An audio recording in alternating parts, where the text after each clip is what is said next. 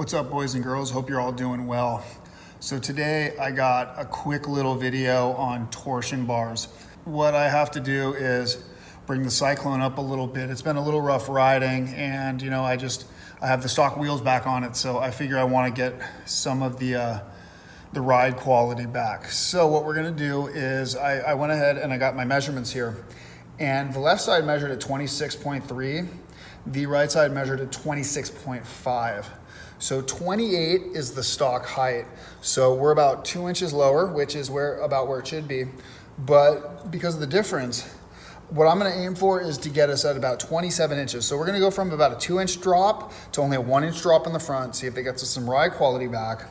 And so what that's gonna equal out to, on the driver's side, I'm gonna need about 1 1/4 turns to get it up theoretically. We've actually already done that, so we're gonna check on that in a second here. I'm gonna show you guys where the torsion nuts are at that you tighten to raise it or loosen to lower it.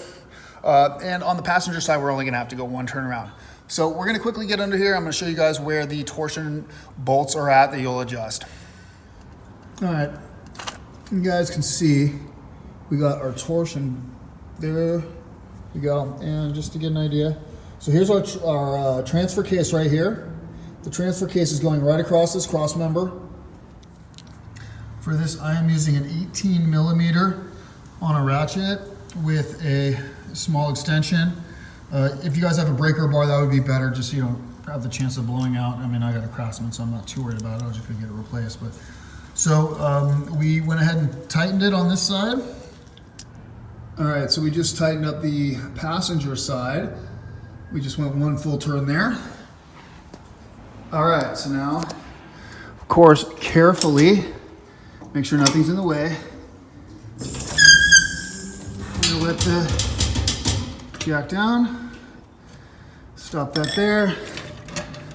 All right, guys, so the Z height on a vehicle is the front tires, and it's the height from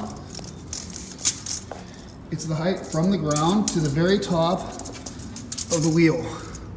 So, looks like we went up a bit further than we thought we would, but you know what? It may settle, so we're gonna let it settle for a bit. But we're at just above 27 1/4 on this side.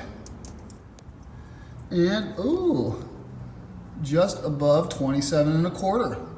So regardless, and this looks like about a 1/16 of an inch higher than the other side. That might turn out to be perfect. Get the measurements and make sure that there's not suddenly a huge difference. Also, make sure to leave your stuff until you know that you're good. Make sure to have your equipment available. If I have to jack this back up, I don't want to have to go grab it all again. So, all right, everybody. So we got the torsion bars adjusted. We took the road test. The truck has now had a chance to level out. We're looking at about 26.8, 26.9 inches as the Z height.